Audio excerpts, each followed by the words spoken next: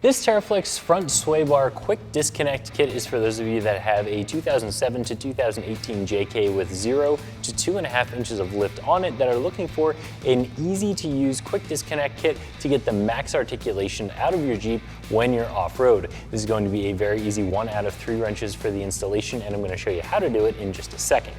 So disconnecting your sway bar gives you maximum articulation off-road, really makes your Jeep work the best it can, especially if you have a lift kit or a modified suspension. You're going to want to disconnect that sway bar when you do go off-road. If you have factory sway bar end links or even a aftermarket non-quick disconnect sway bar end link, you can still disconnect your sway bars when you go off-road, but you're going to need tools and it's going to take a lot longer to do.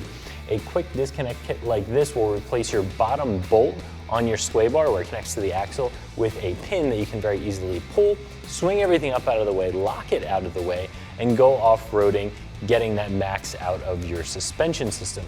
Now, this is going to be a setup that is really well built. That's what we expect from Teraflex. It's going to be a set of end links that have a tie rod end up here at the top and a rubber bushing at the bottom. They do have a grease fitting on the bottom of them, which is a really nice feature. And they do come with a bracket up here, and it's hard for you to see right now, but there's a bracket that goes up on top here by the bumper, and that allows you to lock that whole sway bar end link and sway bar up out of the way very, very easily, which is something that not every other kit is going to include. So again, I like the fact that this is greasable. It means it's going to last a good long time. Everything does fit together really well, and it has that bracket up there. Now, because this is Teraflex, they're a premium brand, they're making a premium product. These are going to be a little bit more expensive than some of the other choices out there. Now, there are some sway bar end links that are going to be adjustable, and those ones can be a little bit more than these ones. But as far as a fixed length sway bar end link, again, a little bit pricier than some of the other choices, right around that $140 mark. I do think it's going to be a pretty good deal for you, especially if you're somebody who's coming from a set of factory sway bar end links. These are going to refresh everything. They're going to be longer for that lift kit. They're going to include all the pieces that you need, and everything is really, really well built. Like I said before, this is going to be a pretty easy thing to install on your Jeep. I'm going to give it a 1 out of 3 wrenches, and we're going to show you how to do it right now. For this installation, we used a 6mm Allen head socket, a small 3/8 extension, 18mm and 19mm socket, all driven by our 3/8 electric impact and a 3/8 socket driver. We also used a 19, 18, 14, and 5/16 inch wrench and an adjustable wrench. Finally, we used a screwdriver to hold our pin in place while we tighten down some nuts. So like I said before, this is going to be a very easy 1 out of 3 wrenches for the installation. There is that little bit of drilling that we talked about, but we'll get to that in a moment. We're going to start with uninstalling our factory sway bar end link, and that process is very, very simple. Now, we have our Jeep up on the lift here. That's really just to make it easier for me to get in there and for you to see what we're doing. However, you can very easily do this with the Jeep on the ground with all the tires on. These are very easy bolts to get to. So all we're going to do is remove this lower bolt and this upper nut right here and get the sway bar end link out of the way.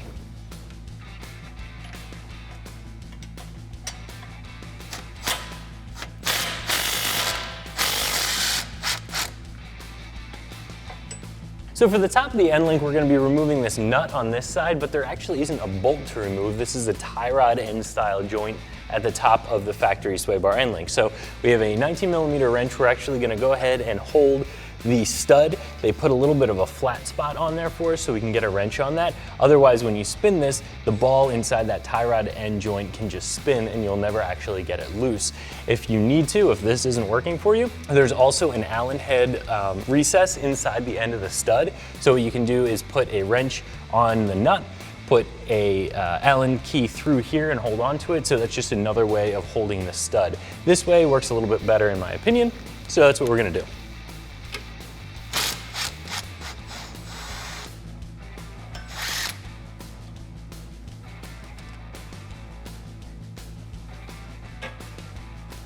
With the factory end link out of the way, we can install our new Teraflex end link, and the first step is going to be installing this grease fitting or zerk fitting. And there's a threaded hole right in the bottom here that's going to thread into, and we're going to use a 5/32 inch wrench to tighten that down. Now with these, you certainly don't want to over tighten them, but you do want to torque it down a little bit, make sure it's not going to rattle loose on you. And this is really important. You want to make sure that you install it, and you also want to make sure that you grease it before you actually start driving the vehicle. That's what's going to ensure that this bushing on the bottom here doesn't wear out prematurely and start causing any sort of noise and chattering in the front end of the Jeep. So now that that's installed, we can get the Swaybar end link installed in the Jeep.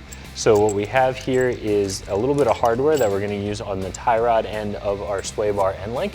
So we'll slide the end link through the factory Swaybar, put on our washer and then our locking nut. Now, some manufacturers will have a flat spot on this side of the tie rod end where you can actually hold to make sure that the stud and the ball aren't going to spin. Teraflex doesn't have that. What they have on the end here is an Allen head recess into the end of the stud. So what we're going to be using here is a 6mm Allen head socket on a 3/8 drive, and then we have our 19mm wrench here, and we're going to use these in conjunction together to tighten down this locking nut. Now the process is a little bit slower because of course you can't use a socket on here, you can't use any sort of impact, but it does work just fine to hold that stud from spinning.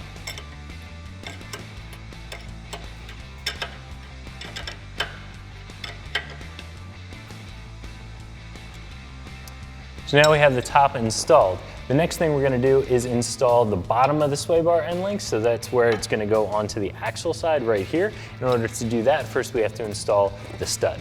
This is the stud that's going to go on the axle side here. We'll pass it through the factory Swaybar mount, pop on our washer, and then our nut. So there are a couple of different ways to hold this from spinning while you tighten down the nut. One way is that there are a couple of flat spots milled into this, so you can hold that with, say, an open-ended wrench, or if you choose to, you can just use a screwdriver that fits pretty tightly into that hole,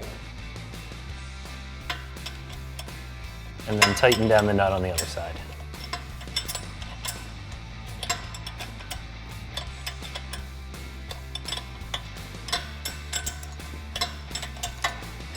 Before you get to the end and get this fully tightened down, you want to make sure that your screwdriver or your holes are aimed almost at a 45-degree angle down. That way, no matter what position your suspension is in, you'll be able to get your locking pin in and out pretty easily.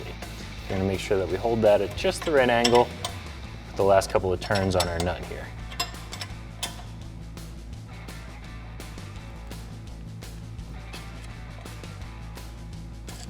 Now that the stud is tightened down, we'll connect our Swaybar end link to the axle side here. So it just slides right over top of the stud we just installed. There is a large flat washer that goes on there, and then our securing pin. The last step we need to do is install the bracket for when the Swaybar is in the disconnected position.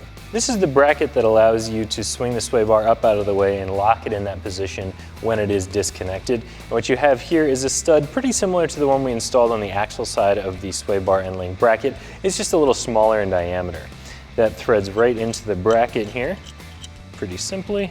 And then we have a locking nut on the back side that will tighten down as well. And as I said, anytime you're tightening down one of these studs, you can either slide something through the holes in there to keep it from spinning, which I've already showed you, or I'll show you a little different method on this one. We can use a large adjustable wrench right on the flat spots here that are milled into that stud specifically for this purpose, and then a 14mm wrench on the other side to put a couple of turns on our locking nut. Now the bracket is fully assembled and we can get it installed on the Jeep. That bracket that we just assembled is going to go right here on this body bolt up front on the Jeep, so we have to just zip the nut off, put the bracket in place, and then we can tighten the nut back down again.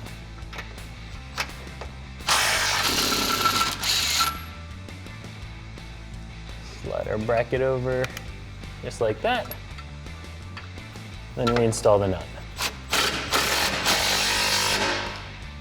To disconnect the Swaybar, you simply pull the pin. The washer will come off as well. Then you can slide the end link off of the lower stud.